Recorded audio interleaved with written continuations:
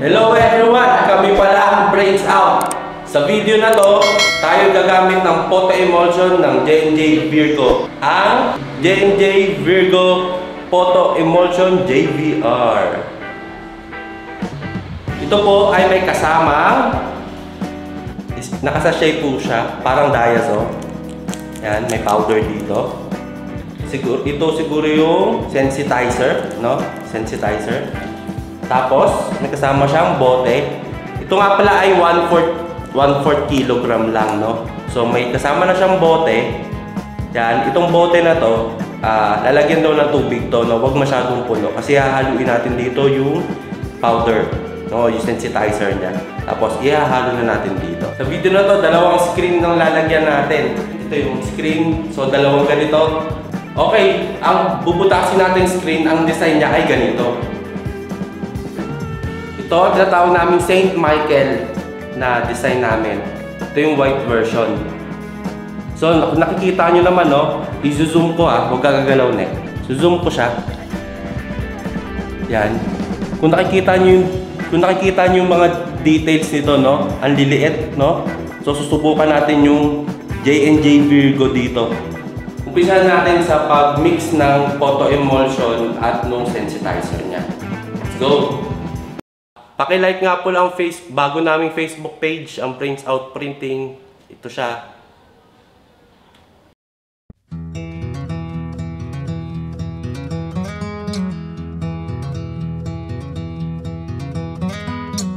Daisies blooming,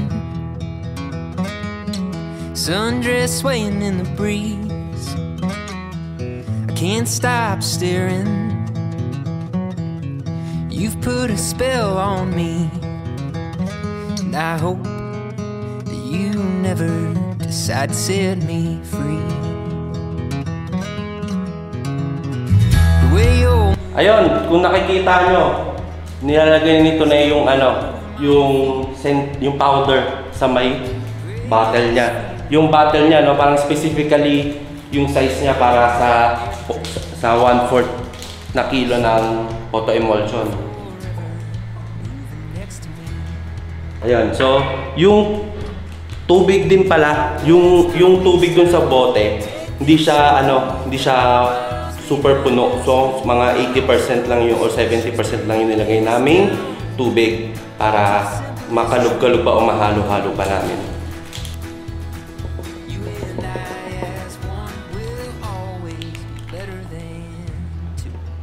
Ayan, takip siya eh. May takip. Ayan. Tapos, yung isang takip. Sige nga, haluin mo. Ano kalog-kalog? Ano nangyari? Sa itsura. Yun o. Kulay brown. Naging brown. Ano naging kulay, Nek? Yan o. Brown. Parang ano, yung nilalagay sa sugat. Ano ba ito? Betadine, no? Parang betadine daw. Gago! Kakalugin ni Tunay ng maigi para matunaw ng maigi sa bote niya. Lagay na natin to sa photo emulsion. Let's go! O game, Tunay. Buksan mo na yan at lagyan natin ng sensitizer.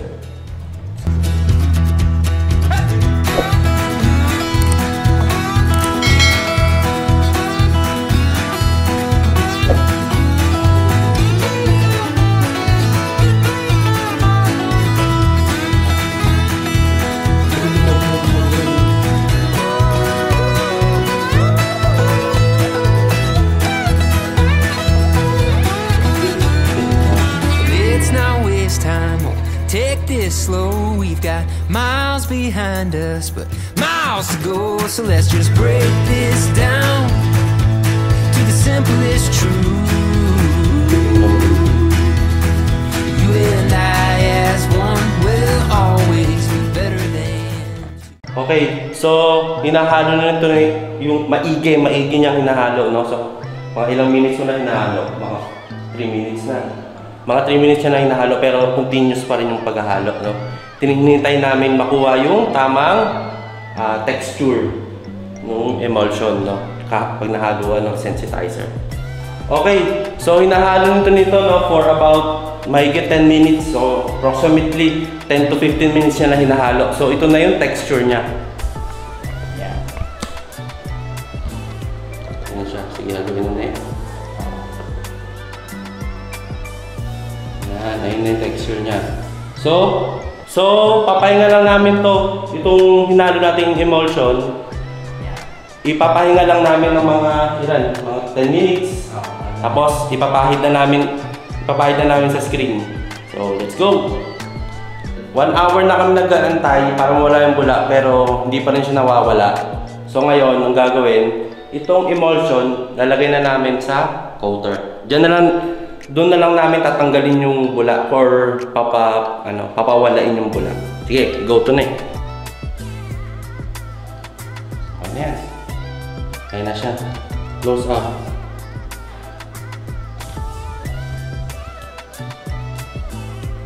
Dito na lang namin papahupain yung bula, tapos papahid na namin sa screen. Siguro mga another 15 minutes.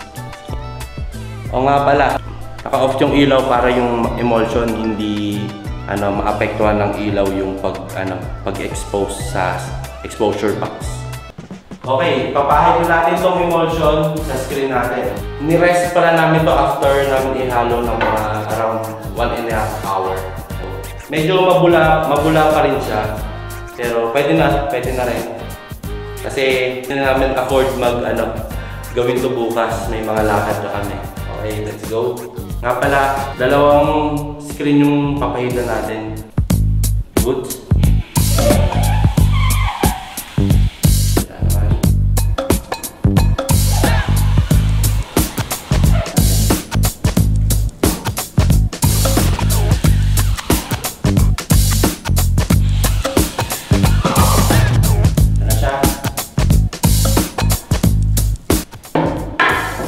Nga pala, kaya 2 yung ginawa namin kasi mamaya sa unang expose namin, underexposed or overexposed, at least may pangalawa kaming chance na ma-adjust yung exposure time. Kasi first time lang namin ito magamit, ang parang diazone na photoemulsion. Ganun siya.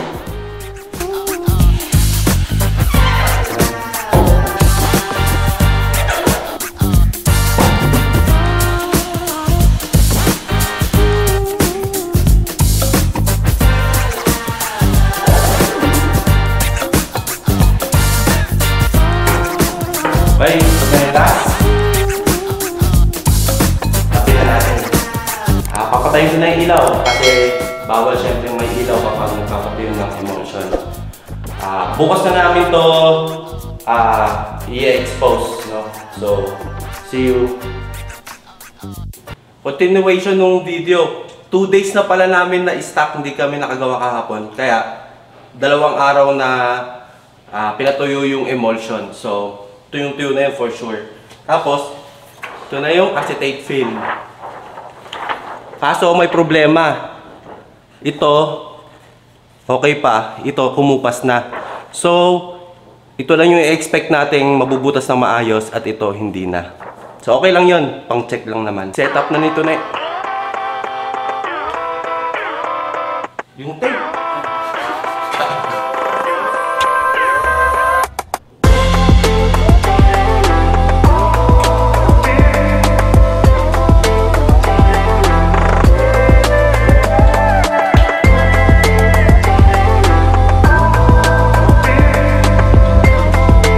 So, expose na nito So, ang gagawin natin, susobrahan natin ng 1 minuto sa standard namin para kung ma-overexpose, yung next frame, bawasan lang namin. Kasi hindi namin alam, baka mahirap yung ma-underexpose. Tapos, next frame namin is sinobra rin naman 1 minute, tapos hindi pa rin tama, no? Mas maganda ko na 1 minute ng overexpose. Dati, 4 minutes and around 20 seconds, 30 seconds. No, gagawin namin 5 minutes and 30 seconds para ma-overexpose siya, no? So try natin. Game? Go. Okay, balikan ka namin. 1, let's go.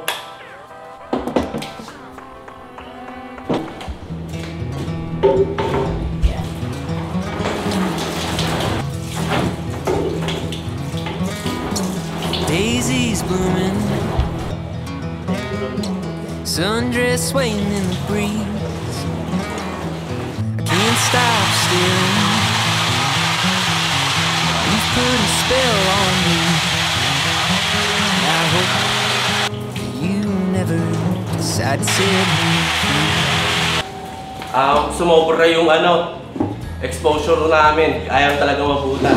So, sobra yung 5 minutes and 30. So, gagawin namin siguro mga 3 minutes and 30 sa isang frame. Tapos, pag na yon, underexposed naman. So, malamang at between 4 minutes lang talaga siya. Pero, try na namin. Ito siya, ayaw mabutas. So, overexposed, try ulit na isa. Second try na namin, 3 minutes and 30 seconds. Game to net. 1, 2, 3. To the simplest truth, you and I as one will always be better than two. The leaves ain't waiting, their colors changing like the times. Yeah, now I'm taking, darling, would you be mine? And I hope you know I will love you for the rest of my life. Let's not waste time, oh, take this slow. You got miles behind us, but miles to go. So let's just break this down to the simplest truth. You and I as one will always be better than two.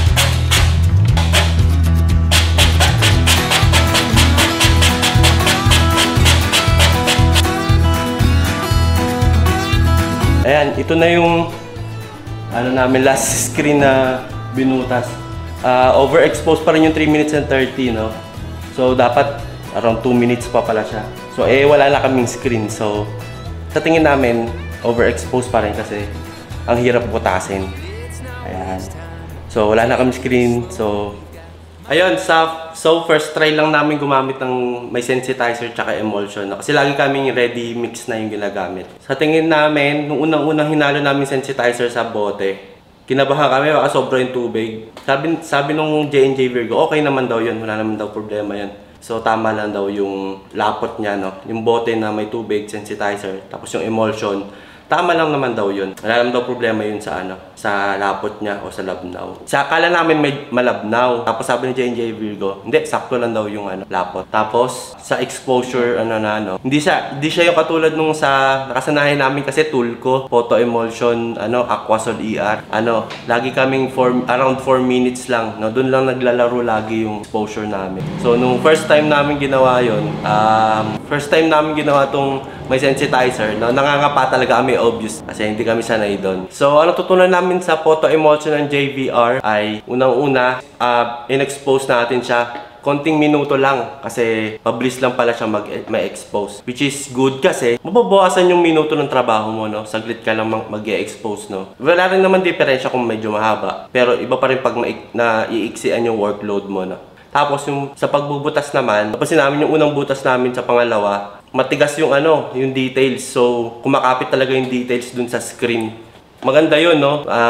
Lalo na pag nagpiprint ka kasi nakadikit talaga sa frame, sa screen, sa mesh. Hindi siya matatanggal. Tapos, Tsaka suggest ko pala dun sa pagbubutas natin, kailangan gamitan nyo siya ng pressure washer.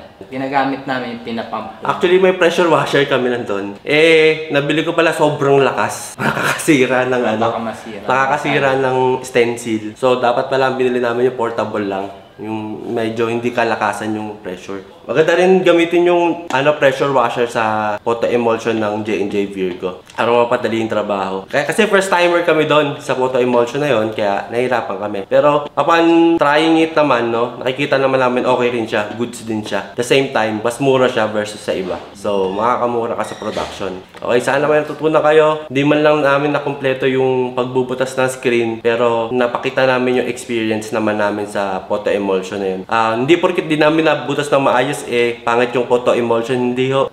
Sa amin yun. Mali sa amin yun, no? Trial and error pa lang kami sa photo emulsion na yun. So, for sure, Kapag binabaan pa namin yung exposure nung next na gamit itong photo emulsion, makukuha na rin namin. So, ganoon rin naman ang pinagdaanan namin sa tool ko na photo emulsion. So sa ibang, kahit yung TXR nila, ganun din yung photo emulsion TXR ng tool ko. Same din yung nangyari sa amin. Ganto din. Trial and error lang talaga. Thank you for watching. Please like, share, and subscribe.